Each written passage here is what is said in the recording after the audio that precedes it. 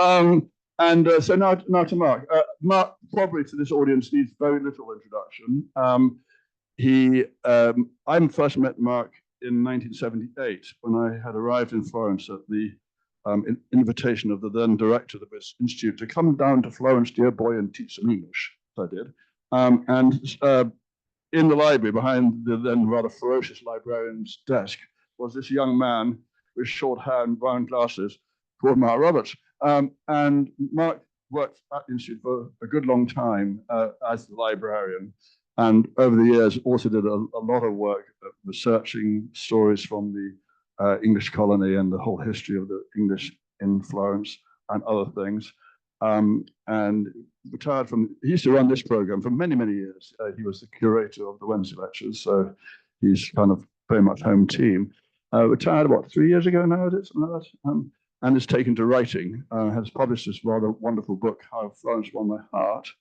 And tonight he's going to tell us how Florence won his heart. Over to you, Mark.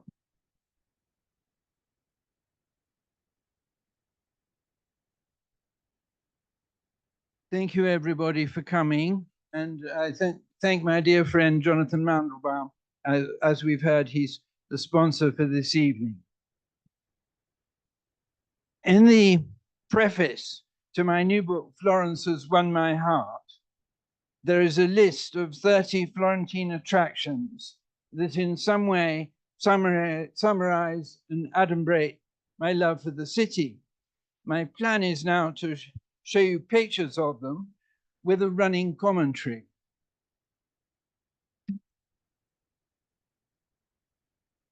To the right of the altar in the baptistry of Florence, Dante's Bel San Giovanni, stands an angel candlestick that I have greatly admired ever since I first saw it in March 1971.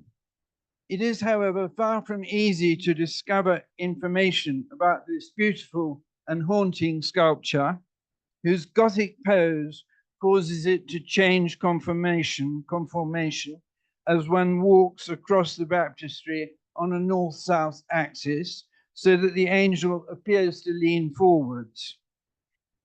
In the extremely detailed 2-volume study of the baptistry, published in the series Mirabilia Italiae by Franco Cosimo Panini, there is no mention and no picture of this angel candlestick. According to the Red Guide issued by the Touring Club Italiano, it dates from 1320 and is attributed to the little-known sculptor Agostino di Jacopo, a follower of Arnolfo di Cambio, who built the cathedral. The website of the Opera di Santa Maria del Fiore confirms the date 1320, but identifies the author as Giovanni di Jacopo da Firenze. The crouching lion at the base is surmounted by a Doric column carved with half busts of the 4 archangels, 4 prophets, the 4 evangelists, and the 4 doctors of the church. The angel holds the twisted candlestick used to support the Paschal candle, which burns for 50 days between Easter and Pentecost. Why exactly do I find this 14th century sculpture so moving? Partly, no doubt, because it transposes into 3 dimensions the frescoes and panel paintings of the period, and partly because of the characterization of the angel himself, who seems to be the embodiment of loving and humble service. The frescoed scenes from the life of St. Sylvester in the Bardi di Vernio chapel at Santa Croce were painted around 1340 by Maso di Banco, a follower of Giotto, who probably died in the pandemic known as the Black Death in 1348. St. Sylvester was an historical personage who reigned as Pope between 314 and 335. His name means dweller in the woods.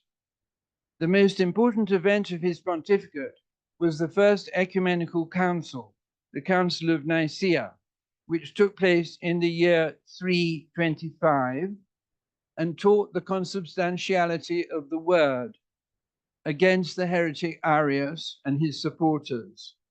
But the Pope did not attend the council in person, and indeed he did not do much. His personality seems rather pale and wishy-washy. The Emperor Constantine built for Pope Sylvester a cathedral, a baptistry, and a palace at the Lateran, partly on a site owned by his wife Fausta, and partly on the ruins of the barracks of the disgraced guards who had fought for Maxentius against Constantine at the Battle of the Milvian Bridge. The emperor donated to the Pope 7 silver altars, over 100 chalices, a life-size silver statue of Christ enthroned, surrounded by 12 apostles and 4 angels with spears and jeweled eyes, a gold chandelier hung with 50 dolphins, a golden lamb, and 7 silver stags, from whose mouths water flowed into a porphyry font. This much we know. Sylvester is said to have dissuaded the leper Constantine from bathing in the blood of children and to have cured his leprosy by baptizing him. Similarly legendary is the episode shown here in this fresco, in which Sylvester closes the jaws of a foul-smelling dragon and revives 2 magicians who have either fainted or died from inhaling the dragon's poisonous breath. In the fresco by Maso di Banco, there is a very nice Giotto-like touch in the acolyte behind Sylvester holding his nose because of the horrid smell of the dragon. This motive is, I think, borrowed from scenes of the raising of Lazarus, where people holding their noses illustrate the words in the gospel, Jesus saith, take away the stone. Martha, the sister of him that was dead, saith to him, Lord, now he stinketh, for he is now of 4 days. Other scenes in the Bardi di Vernio chapel show the Emperor Constantine and more episodes from the life of St. Sylvester, whose feast is on New Year's Eve. Here is Tino di Camaino's statue of Caritas with 2 babies scrambling at her breasts in the Museo Bardini. If I were asked to choose a single sculptor to represent Sienese art, I should have no hesitation in choosing Tino, who was born in Siena around 1285, the son of an architect called Camaino di Crescentino. Tino di Camaino is not exactly a household name, but he is an outstandingly brilliant and talented sculptor, capable of transposing into stone the pictorial inventions of his great painter contemporaries. Tino was a pupil of the eminent master Giovanni Pisano. As well as in Siena, Pisa, and Florence, he operated in Naples, where he worked alongside his fellow countryman Simone Martini. His masterpiece is perhaps this figure of Caritas, or charity, with 2 children at the breast, struggling for milk. Caritas is one of the 3 theological virtues. Indeed, it is the preeminent one. For St. Paul in his first epistle to the Corinthians writes, and now there remain faith, hope, charity, these 3, but the greater of these is charity. The sculpture is now in the Museo Bardini, one of Florence's many delightful small museums that nobody ever seems to visit. The Bardini is open on Friday, Saturday, Sunday, and Monday. I remember Jonathan Miller, who used to come to Florence quite regularly in order to direct opera productions at the Teatro Comunale, saying that Tino's Caritas was his favorite statue and that he never failed to visit it whenever he came here.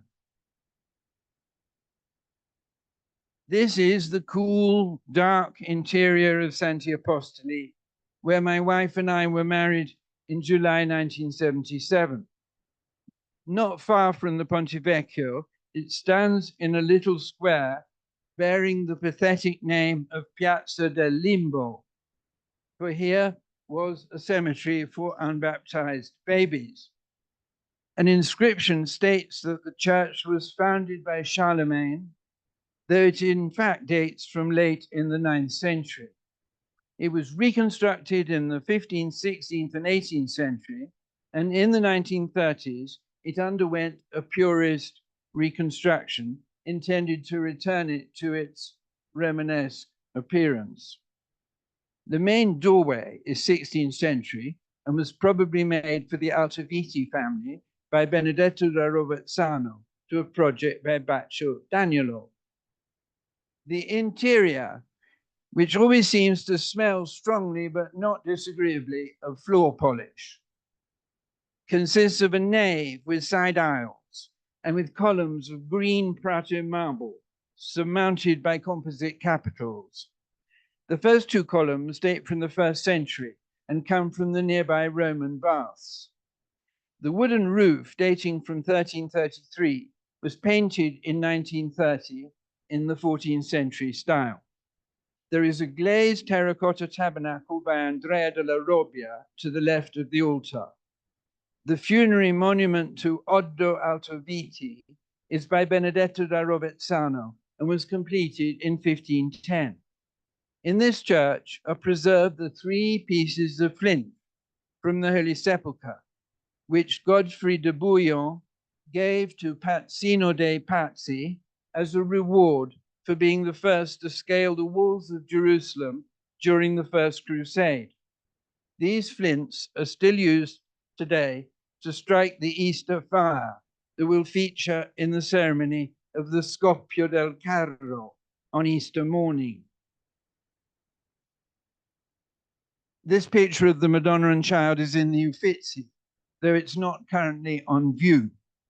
And it seems to me an exceptionally sumptuous and gorgeous Sienese panel of the great Trecento period, showing Mary as Queen of Heaven with her son holding a scroll that proclaims him to be the Alpha and the Omega, the first and the last. It is by a comparatively obscure Sienese master named Andrea Vanni, who worked as a diplomat for Siena and who painted it in tempera on panel in the 1390s. There is a tiny gap between the child's 2 front teeth. His mother has Sienese eyes. 2 roundels at the top show the Archangel Gabriel and the Virgin Annunciate. And there is another roundel with a scroll-bearing prophet. As for the main subject, we should beware of sentimentalizing or trivializing it into an image only about the loving bond between a mother and her child. After all, this is not any old baby, but one whose flesh is hypostatically united with the eternal, uncreated Word of God, the Logos, the second person of the Trinity. It is a powerful religious image.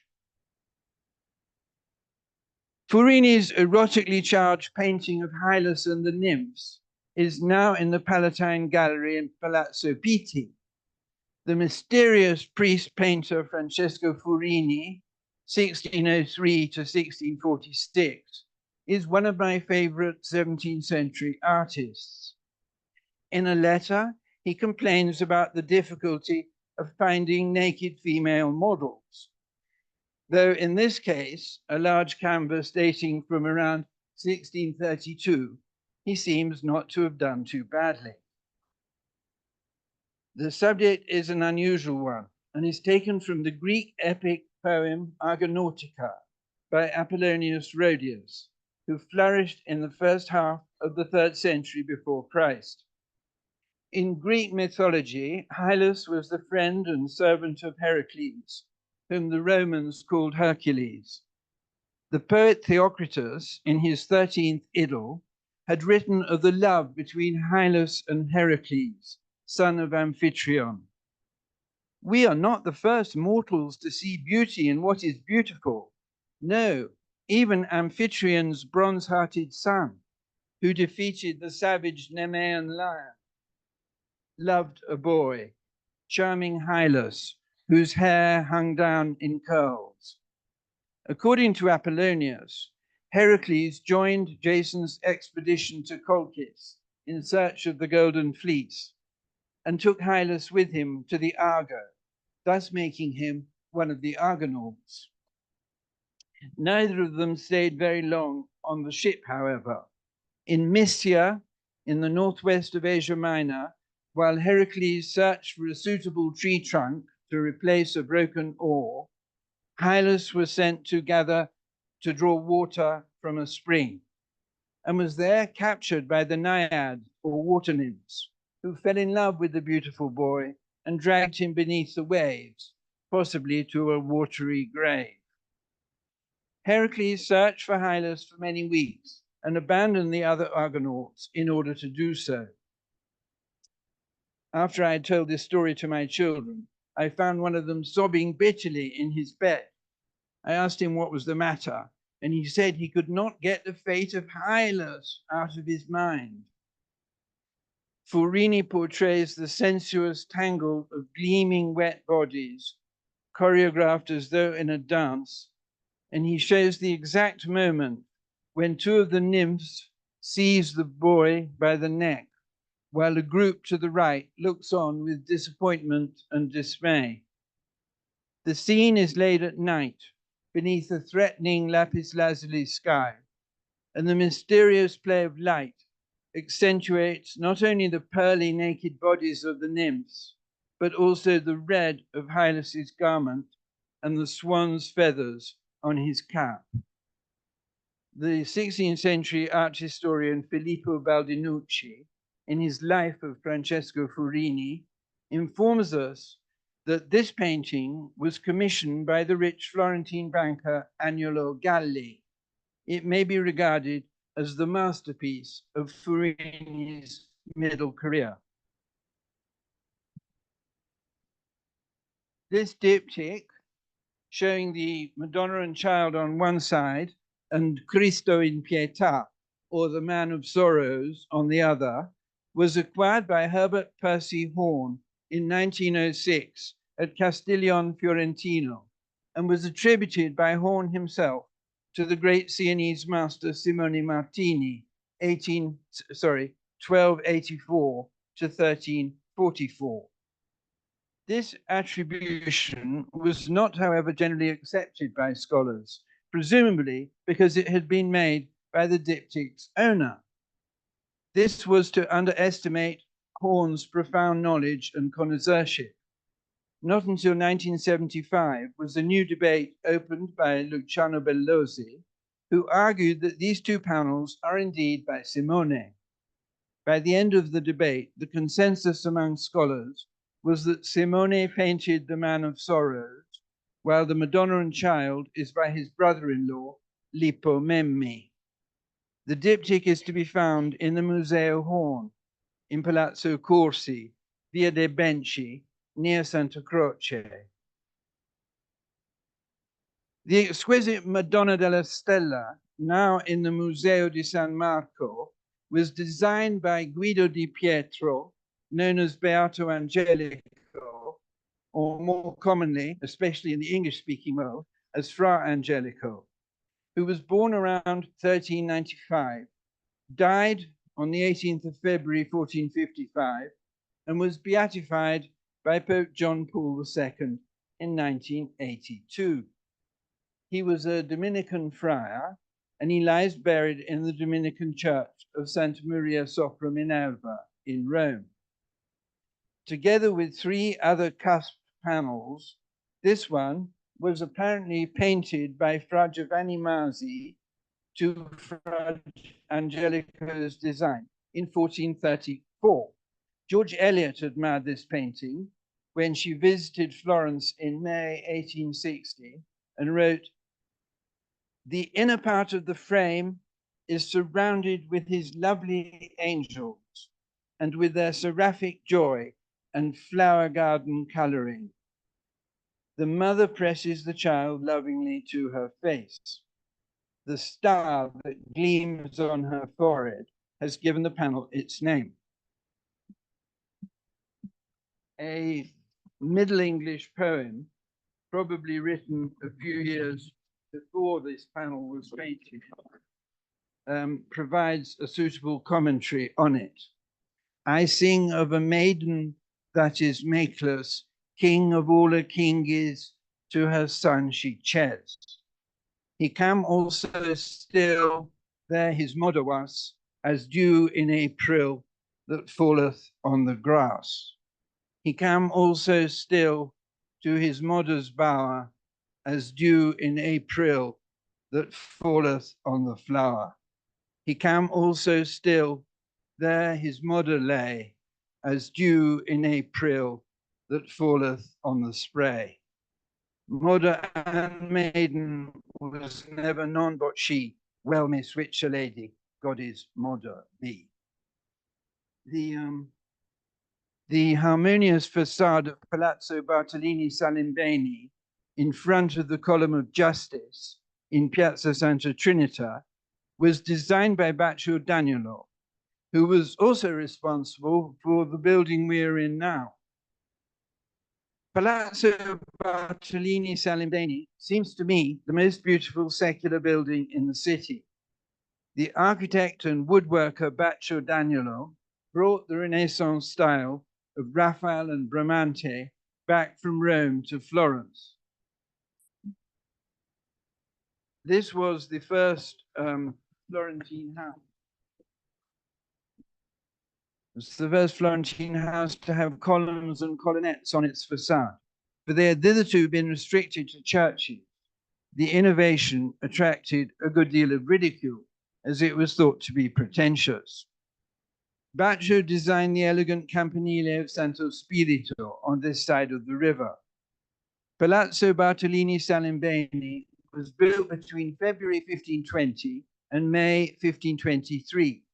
As we learned from the Libro della Muraglia, the account book of Giovanni Bartolini, who paid Baccio a salary of 2 golden florins each month. The harmony of its alla Romana facade is remarkable and extremely innovative. The doorway is flanked by columns, as you can see. The rectangular windows are surmounted by an architrave and frieze with either an arched or a triangular pediment.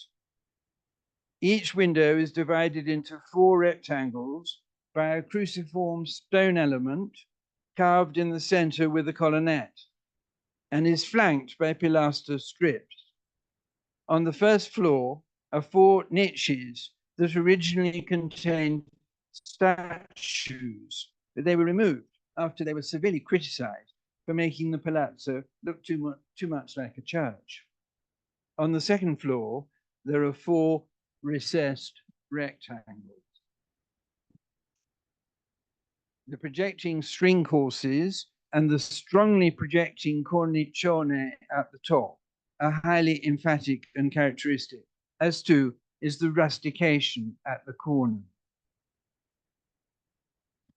The Cardinal of Portugal's chapel at the Basilica of San Miniato al Monte was completed in 1473 as a funerary monument to the young Cardinal Jaime de Lusitania, brother-in-law of King Alfonso V of Portugal, who died in Florence on 27th of August, 1459, aged only 25. He was a great grandson of the English Prince John of Gaunt. Constructed as an independent building off the left aisle of the basilica, the chapel is an harmonious ensemble of architecture, painting, and sculpture. It's one of my favorite spaces in Florence, though for the last 20 years or so, it has been impossible to enter. One has to peer at it from the threshold in the most unsatisfactory way. The architect, traditionally thought to be Brunelleschi's pupil and biographer Antonio Manetti, drew inspiration from the old sacristy at San Lorenzo. The magnificent ceiling, with its brilliantly colored geometrical pattern, is the work of Luca della Robbia and comprises 4 glazed terracotta roundels illustrating the 4 cardinal virtues, Aristotle's balanced quartet of prudence, justice, temperance, and fortitude, surrounding a 5th roundel with the dove of the Holy Spirit, sending forth 7 candelabra. The design of the pavement in opus sectile of marbles and precious stones recalls medieval cosmatesque work. To the right, at the east end, is the Cardinal's monument itself, a masterpiece by Antonio Rossellino, assisted by his brother Bernardo. Curtains are drawn back to reveal the effigy of the deceased, supine on the sarcophagus. On the back wall, there is a fictive grating, and set into the middle of this is what may well be the young Cardinal's traveling altar stone, on which he would celebrate the Eucharist. Above this is a roundel with the Madonna and Child supported by 2 flying angels. This is the only tomb in the Basilica of San Miniato. Opposite the monument at the west end is an austere throne, presumably for the use of the celebrant.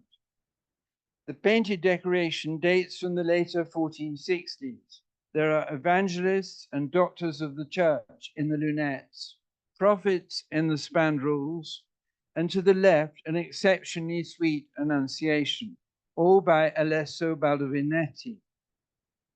In the large niche opposite the entrance, frescoed curtains are drawn back by 2 angels to reveal the altarpiece by Antonio and Piero Pollaiolo, showing St. Vincent, St. James, and St. Eustace. The first is the patron saint of Lisbon. The second is the Cardinal's namesake, and the third alludes to his cardinalatial titulus in Rome. A modern copy has been substituted for the original painting, which is now in the Uffizi. The Renaissance idea of combining works by different artists in different techniques had been promoted by Leon Battista Alberti, who was the master of Bernardo Rossellino. The enormous expense of the enterprise was borne partly by the Portuguese royal family, for the young Cardinal's estate proved inadequate. Today, the chapel is in excellent condition, though the golden altar crucifix and candlesticks, the costly vestments, the inlaid wooden furniture, and the precious liturgical codices that are mentioned in the sources have all disappeared. Before I first saw the lavabo on your left, attributed to Andrea Verrocchio in a little room off the old sacristy at San Lorenzo, I was beguiled by the detailed 10-page description of it by the English Freudian art critic Adrian Stokes in his book The Quattrocento, published in 1932. I have revisited it over the years, and sometimes the little room is cluttered up with tourist tat and souvenirs, and sometimes it is completely inaccessible. It is, however, worth making every effort to see this remarkable piece of 15th century sculpture, whose purpose was to provide a basin for the priest to wash his hands in before Mass. Also in the Basilica of San Lorenzo is the famous pair of bronze pulpits by the great Donatello, made between 1456 and 1466. The one on the left in the nave of the church is devoted to the Passion of Christ, the one on the right to the Resurrection. Like Beethoven's final quartets and Goya's final etchings, these are late works, the crowning achievement of Donatello's long career as a sculptor. The scenes are divided and surmounted by architectural elements. The resurrection scene is by no means a joyful one. Christ seems exhausted, with a look of anguish on his face, as with his grave clothes still clinging to him, he emerges with difficulty from the sepulchre, cautiously and apparently mumbling to himself. He carries the customary triumphal banner, but there is little sense of triumph in this melancholy episode. Rather, it seems that Donatello's highly personal and private thoughts have been allowed to work themselves out in the cast and chiseled bronze. It is a mystery why the shield of one of the soldiers bears the sign of Cancer, especially as Easter never occurs under that sign of the zodiac. Donatello is a private artist, and he often plays his cards extremely close to his chest. The ivory relief of Adam naming the beasts is the left-hand panel of what is known as the Caron diptych, now in the Bargello. So far, it is the earliest of my examples, as it dates from the 5th century after Christ. Its style is classical, but whether it comes from Italy or from Constantinople is unclear. Adam makes a speech gesture with his left hand as he names the beasts in paradise. Our Lord God, therefore, having formed of clay all beasts of the earth and fowls of the air, brought them to Adam that he might see what to call them. For all that Adam called every living creature, the same is his name. And Adam called all beasts by their names, and all fowls of the air, and all cattle of the field. That's from the 2nd chapter of Genesis. He sits in a landscape containing fruit-bearing trees, and at the base the 4 rivers of paradise, Pison, Gihon, Tigris, and Euphrates. Adam's relaxed pose and explicit nudity illustrate verse 25, which states that in his prelapsarian condition, he, like his wife Eve, was naked and not ashamed. Around Adam gather the various animals he is naming, including the serpent, who arches his back because he has not yet been condemned to crawl on his belly, as punishment for tempting Eve to eat the forbidden fruit. Adam has no fear of even the fiercest animals, such as the great lion just beneath him, because before the original sin, all animals are peaceable.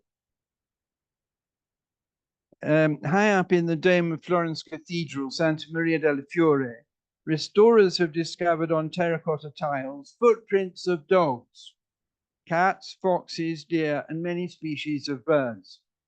Dogs' footprints can also be seen on the ceiling of our kitchen, which is probably a century or so earlier than the Duomo. How did these footprints get there? It seems likely that animals ran across the tiles while they were drying out in the sun at the terracotta works of the Impruneta, a small town between Florence and Greve in Chianti, which has produced terracotta for many centuries and still does so today. On the left, a tile from the Duomo. On the right, a tile from the Roberts kitchen.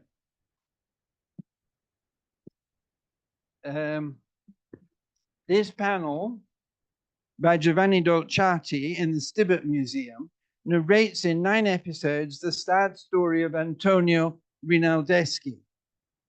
22-year-old Antonio was a gambler, a liar, and a whoremonger. On 20th July 1501, he went as usual to the Osteria del Fico in the Chiasso degli Agolanti in order to get drunk and to play at dice. Unusually, however, on this occasion, he lost not only all his money, but most of his clothes and his horse. Having emerged from the inn, he staggered around the streets and lanes, cursing and blaspheming and bewailing his loss, until he came across a tabernacle in the corner of the Piazza degli Alberighi, with a painting representing the Annunciation. Stooping down to gather some horse shit, he flung it at the sacred image. Immediately realizing the gravity of his act of sacrilege, Antonio tried to flee into the countryside, but was apprehended before he could get very far and was taken in chains to the Bargello. In jail, Antonio confessed everything and declared that he was sincerely sorry for his action. But unfortunately for him, Florentine justice was unbending and implacable. He was sentenced to death for blasphemy. The sentence specified that the hand that had committed the sacrilege should first be severed. At 1 o'clock the following morning, the penitent and now maimed Antonio was hanged from a window of the Torre della Bolognana at the Bargello. The mood of the crowd was not jubilant but somber, for it was said that the soul of the repentant blasphemer was disputata dai demoni e dagli angeli con la vittoria dei detti angeli, was fought over by demons and angels with the victory of the said angel. Several chroniclers provide an account of the event. In reparation for the sacrilege, the Ricci family in 1508 paid for the construction of a church, Santa Maria dei Ricci, in order to incorporate and protect the violated tabernacle. The fumetto-style picture by Giovanni Dolciati was painted in 1503 and was acquired in the 19th century by the rich Anglo-Florentine collector Frederick Stibbert, in whose museum it can still be seen. The two candle-bearing angels kneeling either side of the Sanctissimum in the apse of the Florentine Duomo were made in glazed terracotta by Luca della Robbia. They are of the greatest sweetness and serenity. We know from the documents that on the 28th of June 1448, Luca received on account 40 florins for two terracotta angels that were intended for the marble tabernacle in the Chapel of the Blessed Sacrament. Also on the 28th of June, 23 florins were paid to Domenico di Francesco for having painted the wooden wings of the two angels, which had been made by the woodcarver Domenico di Gaiole. The poor woodcarver was only paid 3 florins. The wings have now been lost, though the points where they were fixed can still be seen. Luca must have been displeased by his payment for the two angels because he had them professionally assessed, and as a result was paid a further 90 florins in August 1451. Thus, the total payment of 130 florins was a handsome reward for these beautiful figures. In 1620, Cosimo II de' Medici commissioned a statue of the game of Saccomazzone for the Boboli Gardens. The game is a Tuscan variant of blind man's buff. Both players are blindfolded and try to hit each other with a knotted cord, though one of the boys has lost his, while keeping one hand attached to a fixed point, in this case, a block. When we were children, we played a similar game called Are You There, Moriarty, involving blindfolds and rolled up newspapers. According to Filippo Baldinucci, whom I have already mentioned in connection with Francesco Forini, the sculpture was designed by Orazio Mocchi, but since he was not highly regarded as a sculptor, the actual sculpting was entrusted to Romolo Perucci, known as Tadda. The presence of the Saccomazzone sculpture has been recorded in Boboli since 1622. It reminds me of many happy hours spent picnicking in Boboli during the earlier 1980s, when we had young children and lived in the part of Florence known as the Bobolino. The sarcophagus of Mr. and Mrs. Etrusca in the Archeological Museum is not nearly as beautiful as the famous one in the Louvre, which dates from late in the 6th century BC, but it is nevertheless a moving and intriguing object. Etruscan sarcophagi, which generally contain nothing but a few handfuls of ashes, usually have only one effigy of the deceased, either a man or a woman. There are huge numbers of them displayed in room after room at the Museo Etrusco Mario Guarnacci in Volterra, and there are quite a few in the Archeological Museum here in Florence. It is comparatively rare to find both husband and wife commemorated on the same urn. The Etruscan civilization flourished in pre-Roman times between the Arno and the Tiber valleys. We would know a great deal more about it if we were able to read its language.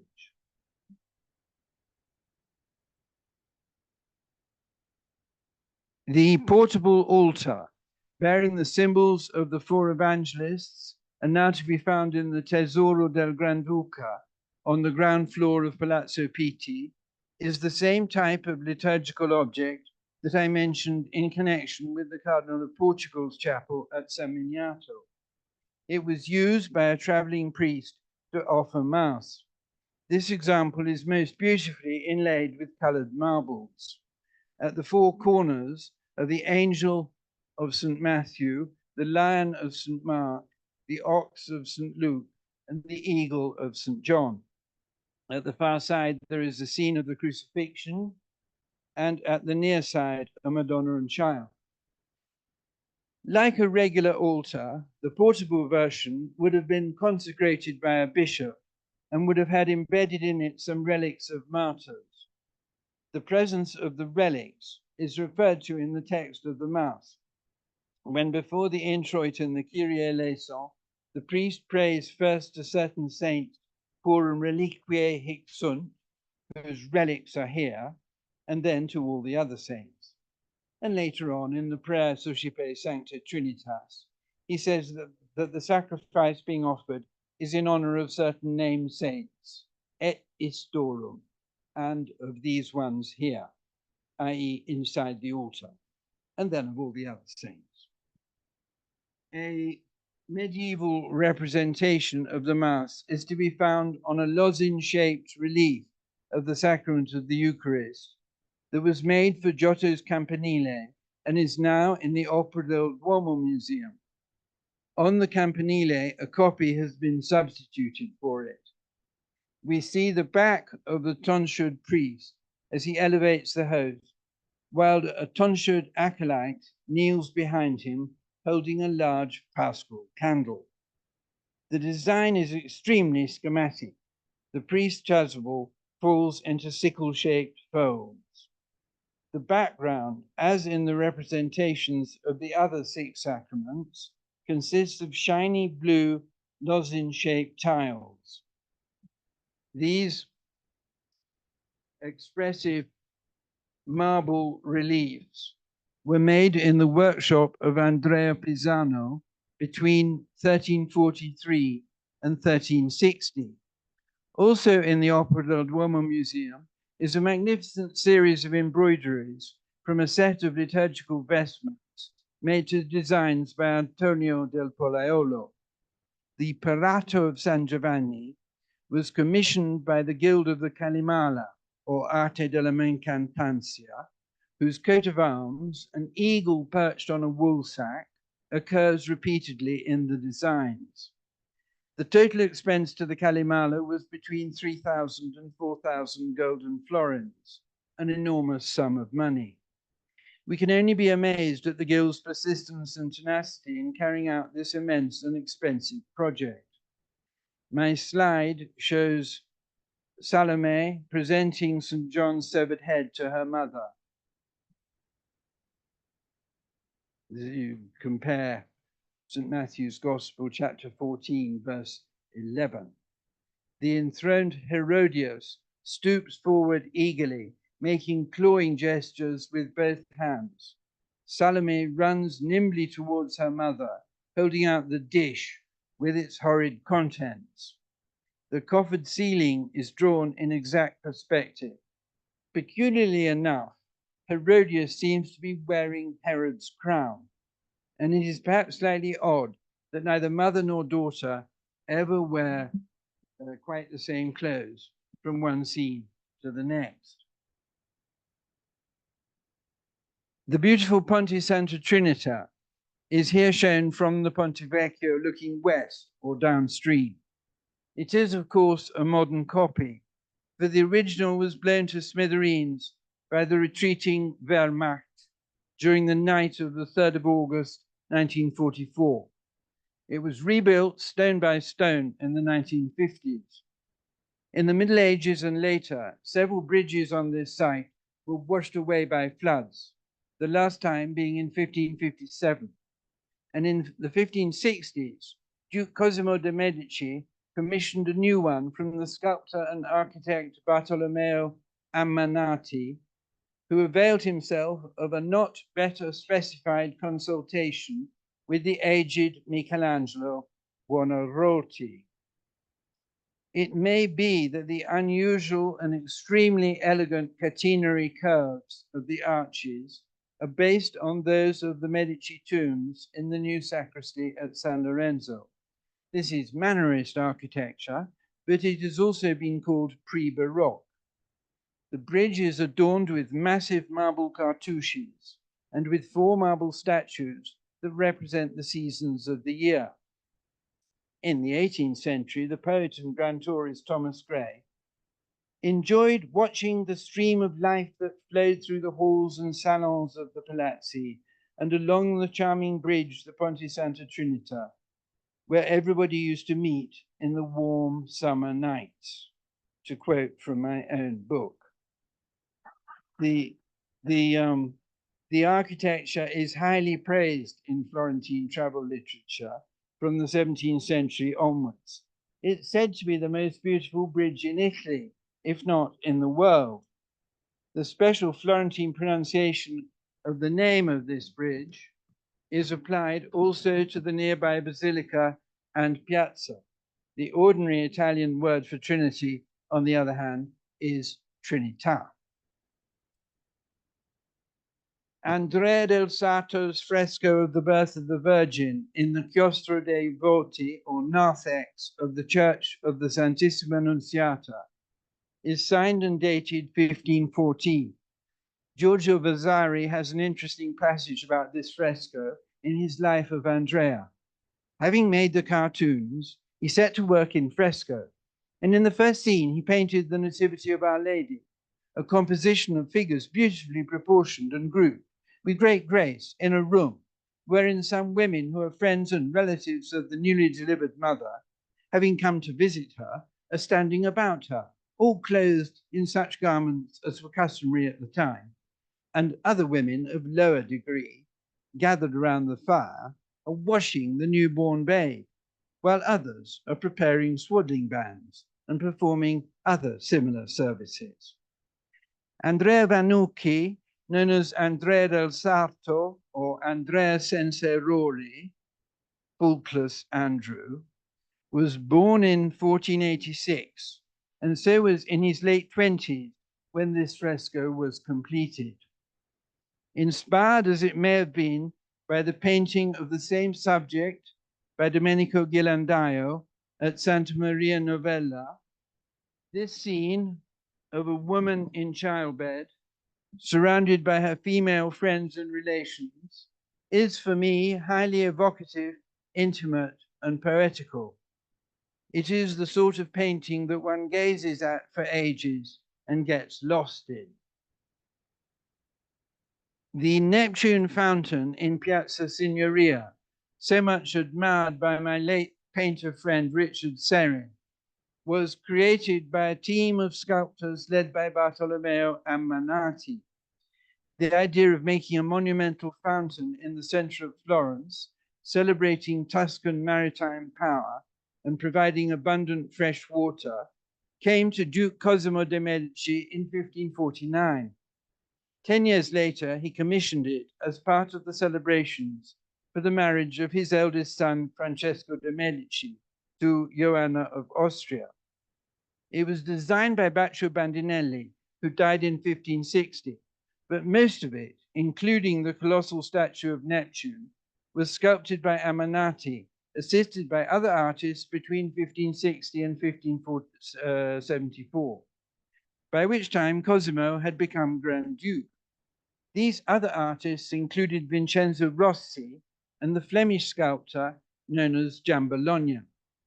There are some magnificent 19th century paintings of the surrounding bronzes by the great John Singer Sargent. The giant Neptune stands imposingly in a horse-drawn chariot and is surrounded by bronze tritons, satyrs, putti, and dolphins. The fountain has been harshly criticized over the centuries, and the statue of Neptune in particular has not always been admired.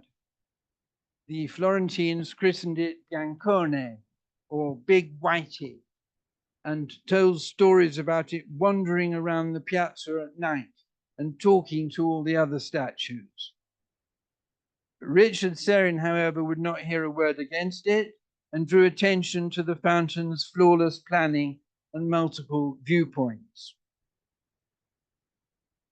How are we off for time?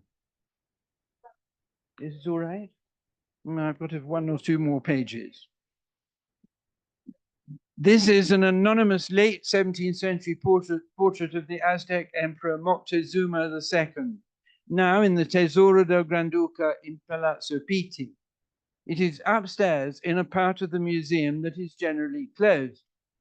Moctezuma was born around 1466, and according to an article by Gonzalez Sanchez, published by the National Library of Medicine, he died in the evening hours of 30th June 1520 in his palace in the Aztec capital Tenochtitlan, while prisoner of the Spanish conquistadors. The emperor had been speaking to his people in an effort to persuade them to cease hostilities against Hernán Cortés, his Spanish soldiers, and Indian allies. Both Spanish and Indian contemporary sources document that he sustained a severe head injury when one of his own warriors hit him with a rock flung from a sling. However, after the conquest of Mexico, some of the information collected by Spanish friars from Indian stories, songs, and pictorial representations raised the possibility that Moctezuma died of strangulation or stabbing at the hands of the Spaniards. There is even a suggestion of suicide. Sanchez, however, concludes that the emperor died as a result of his head injury.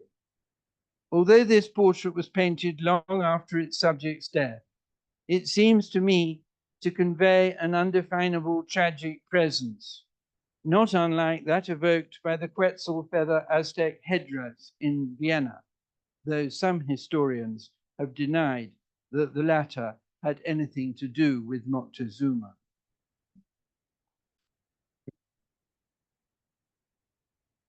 The fresco of St. Peter curing the cripples with his shadow was painted by Tommaso di Ser Giovanni di Simone, known as Masaccio, in the Brancacci Chapel at the Church of the Carmine. It is one of the masterpieces of the Florentine Renaissance.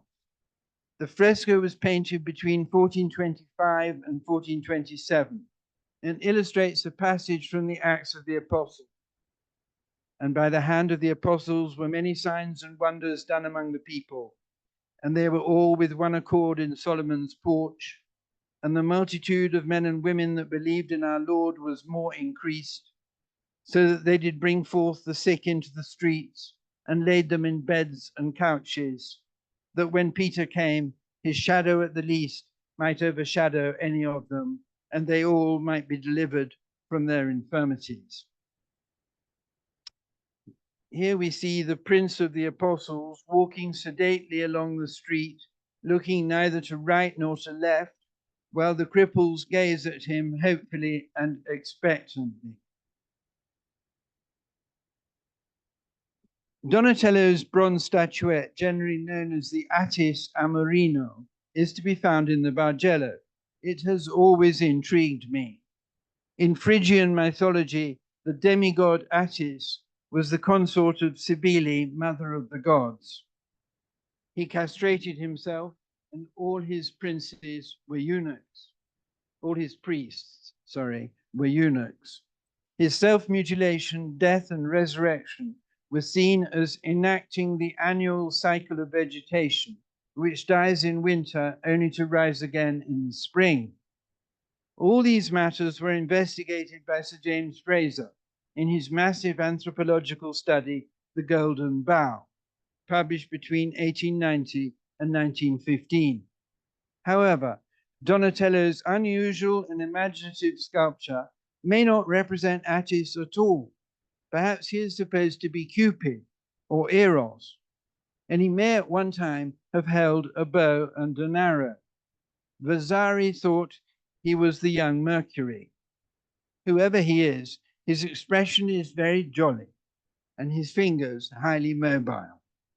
He is rather curiously dressed, wearing a wide belt, some Greek-style leggings that leave his genitals and buttocks exposed, and some very elaborate sandals. At the base of his spine, he has a tail.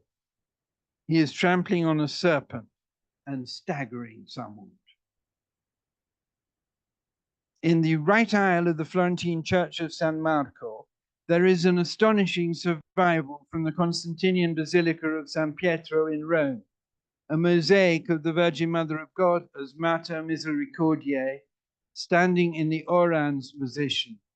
It was made for the oratory of Pope John VII, a Greek from Calabria who reigned from 705 to 707. This oratory, dedicated to the Blessed Virgin, was built onto the counter facade of the north aisle of Old St. Peter's, with a mosaic in 3 registers that is clearly visible in a 16th century watercolor by Domenico Tasselli.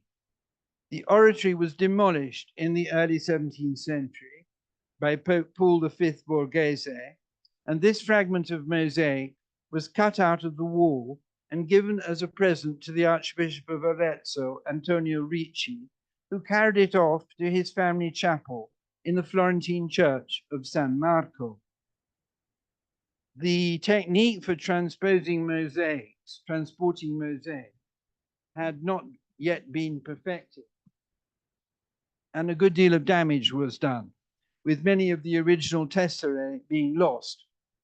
If you have ever had to move a jigsaw puzzle because someone wanted the table it was on, you will understand exactly what happened.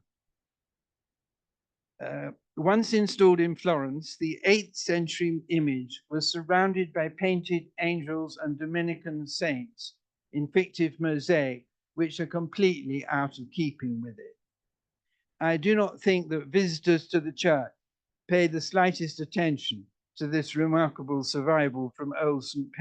Peter, being distracted by many much more recent artworks. Pope John VII had been especially devoted to the Blessed Virgin, and his tomb at San Pietro bore the beautiful and touching words, Ioannes servo Sancte Mariae, John, the servant or slave of Holy Mary.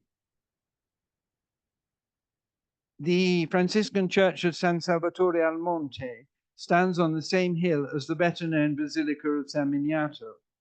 Its airy proportions were admired by Michelangelo, who called it La mia bella villanella, my comely country wench. Replacing an earlier structure, it was built between 1499 and 1504, probably to a design by Simone del Pollaiolo known as Chronicle. On the outside of the building, we notice the alternation of arched and triangular pediments that was copied on other churches and palazzi, not only in Italy, but in the whole world. The church's interior inspired a room at the Kaiser Friedrich Museum in Berlin on the Museum Insel, which since 1957 has borne the name of Wilhelm von Bode, its first director. The room is used to display 15th century Italian sculpture. The monument to the hardworking donkey or mule is to be found in the courtyard of Palazzo Pitti. It was made in the earlier 1570s by the workshop of Bartolomeo Ammanati, who sculpted the Neptune in Piazza Signoria.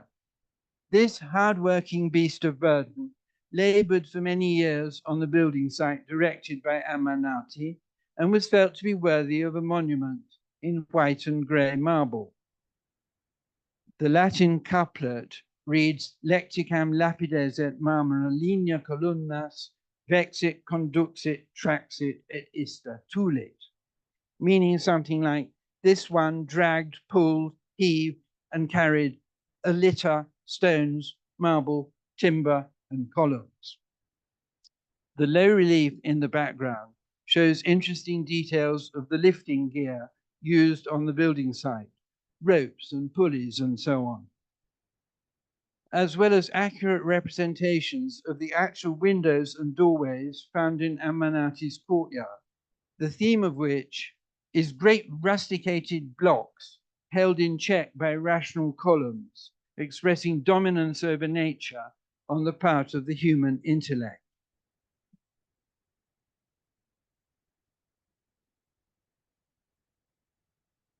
Titian's portrait of an unknown beauty, known simply as La Bella, is to be found in the Palatine Gallery inside Palazzo Pitti.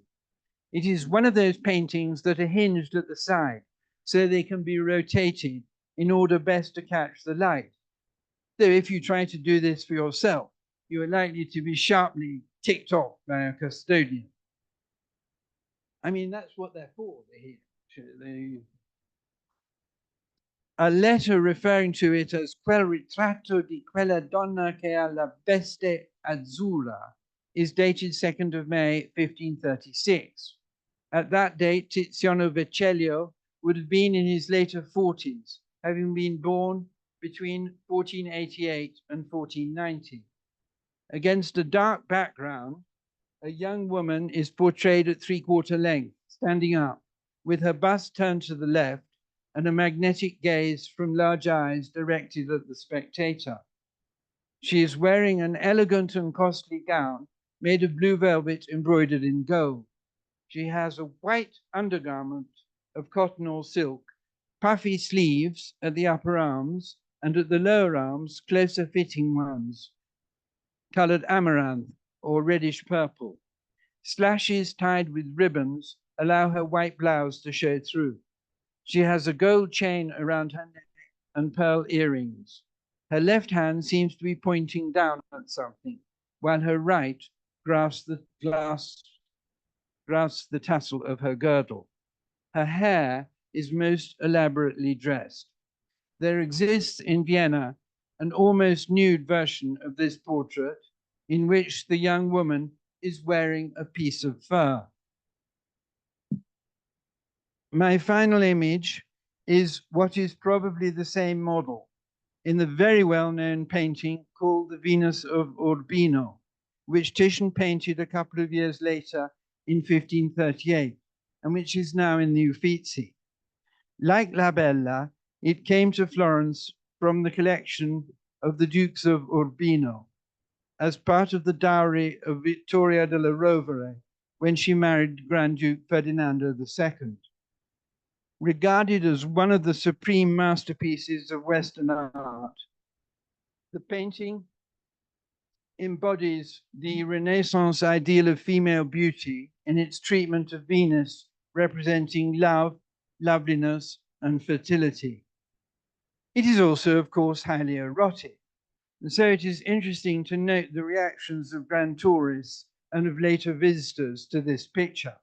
Unfortunately, they are all men. I do not have any female testimony. Edward Gibbon's friend William Guise wrote in his diary on 26 July 1764, Titian has here given to our view all the charms of a most beautiful female figure, lying quite naked at full length on a white bed. Her left arm is brought over her body, and with her left hand, she prevents the modest eye from being offended. Tobias Smollett, whom George Orwell called Scotland's best novelist, visited the Uffizi in 1765. He said he was most charmed by the Venus of Titian, which has a sweetness of expression and tenderness of coloring not to be described. The painting features prominently in Zoffany's famous view of the Tribuna. Herman Melville, author of Moby Dick, did not think much of the Uffizi, apart from this one painting, which he did like a lot. Mark Twain would not have agreed with him, for he considered Titian's Venus to be the foulest, the vilest, the obscenest picture that the world possesses. He goes on, it isn't that she is naked and stretched out on a bed. No, it is the attitude of one of her arms and hand. If I ventured to describe that attitude, there would be a fine howl. But there the Venus lies for anybody to gloat over that wants to. And there she has a right to lie, but she is a work of art, and art has its privileges. Apparently, he thinks she is masturbating, but he is quite wrong, and he merely reveals his ignorance of the iconography of Venus Pudica, who shields her Mons Veneris with her hand. In a letter to Lord Horton, written in 1864, the poet Algernon Charles Swinburne pointed out that Venus has 4 lazy fingers buried dans les fleurs de son jardin. Around that time, Crowe and Cavalcasale wrote in their History of Italian Painting that nature, as Titian presents it here, is young and lovely, not transfigured into ineffable noblesse, but conscious and triumphant, without loss of modesty. In his 1956 classic, The Nude, Sir Kenneth Clarke wrote, "The Venus of Giorgione is sleeping without a thought of her nakedness. Compared with Titian's Venus of Urbino, she is like a bud wrapped in its sheath, each petal folded so firmly as to give us the feeling of inflexible purpose. With Titian, the bud has opened." The vision of ideal female beauty is completed by the figure of a very nice sleeping dog, symbolizing fidelity, and by 2 maids rummaging in a chest for garments in which to clothe their naked mistress. Thank you.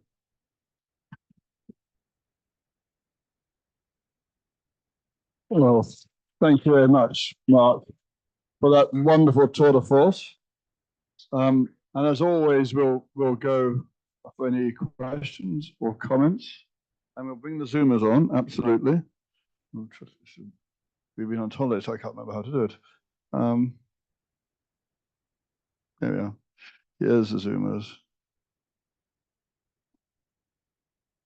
Oops. Sarah, can you help me get the Zoomers up?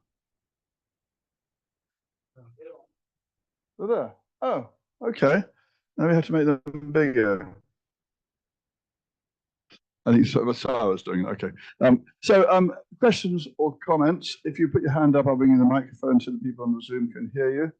And if Sarah gets it working, we can also allow the Zoomers to put things in comments if you want to talk to us, or unmute and talk to us direct.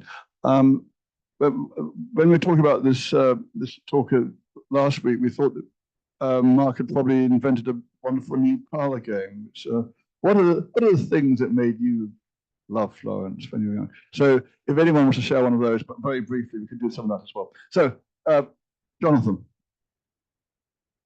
Yes, thank you. First of all, thank you, Mark, for that wonderful talk, and for ending it with an especially long description of the reactions to Venus across the centuries. I have some interesting information about Ponte Santa Trinita from a dear childhood friend of mine in Florence, whom I try to see every time I visit, and that is that the stones, the original stones that were used to build the bridge, were quarried from a quarry in the Boboli Gardens, which was then covered over for centuries. And during the reconstruction in the 1950s, they reopened the quarry, but my friend Stefano Barbolini is his name. You may know him from a book that he wrote on the Meridiane Storiche di Firenze. He did some research very recently in the archives of the what's it called? Well, at the Palazzo Pitti, the heritage archives, where they keep records of monuments and restorations. And he found some interesting information which may allow him to locate the quarry, because nobody responsible for the Boboli knows where it is anymore, but he does have some indications. So as they say, watch this space. There may be some interesting information, and thank you again. Okay, who else would like to intervene? I'll share my parlor game love affair with Florence. I adore both in the Church of Santa Trinita, the Sassetti Chapel, and in the Church of Santa Spirito, the fabulous Filippino Lippi painting on the right at the top, because both of them in their composition tell so much about what was happening in the city in terms of the donors and their power struggles and what the city looked like and their relationship with other people. I think they're wonderfully good paintings, Ghirlandaio and Santa Trinita and Filippino Lippi and Santa Spirito, which just encapsulate the whole story of the Quattrocento in just simple images. Yeah, that's my parlor game contribution. Any other thoughts or questions? See if we got anything from our Zoomers. Hello, Zoomers. I can see you now.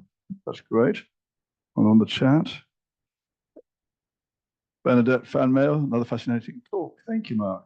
Yeah. So if anyone wants to put something up in there, we can look at that. And Sarah's put a weekly reminder up for you to make your donations, which is good. Anyone else for any more? We ran a bit long, so we can continue over wine if we don't want to raise anything in this space. I think it was. Do people think it would be easy to compile a list of 30 items? I must say that I read this list down extremely rapidly, and some of them, such as the footprints on the ceiling, I might have left off. So Penelope Swithenbank says, I've just arrived in Florence. What a wonderful way to start. So Penelope, come on down to the library and then you can meet us all. Yeah. Okay, some more. Yes. Jonathan, as tonight's sponsor, you can say as many questions as you like. No, no.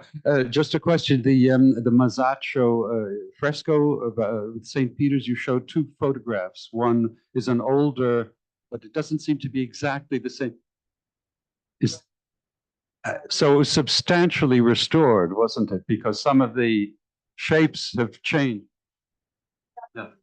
Just thank you. Yes, the restoration of the Masaccios in the Cardinal was quite controversial. For example, the lovely fig leaves on Adam and Eve, which were possibly 17th century, were scrubbed off. So we can now see Adam's hideous genitals. But that was only a small part of the controversy. As so often, people will come forward and say that the frescoes have been overcleaned. You know, they said this in connection with the Sistine Chapel, and I think they were right to say that. And also here, they have a rather scrubbed look. And before, they were much more, well, they were less easy to see before, it's true, because they were very grimy. But in my opinion, they look better before than they do now. On the Zoom chat, Mary Jane Jacques has been frantically taking notes and bought 2 copies of the book, so that's good. And Graham Wright has sent many congratulations, saying he's living in Montreal now, and it really means a lot to go transport virtually back to Florence for these things, which he also knows. Yeah. Okay. Any more for any more, or shall we move towards the wine phase for those in the room? Like a copy of the book. Oh yes, yes. The book is here on sale. Come talk to Mark. Slip him a few euros, and he'll sign your own personalised copy. Yeah. Okay. And so I just want to thank Jonathan again for your sponsorship. Thank you. Yeah. And thank Mark for a lovely talk. And Thank all the Zoomers for joining us and everyone in the room. And then I'll invite, because we're starting with Poggio Torselli next week, this week we're carrying on with last season's sponsor to Rufino. So we got some nice, I think both rosé and red wine from Rufino for you to enjoy. So thank you very much.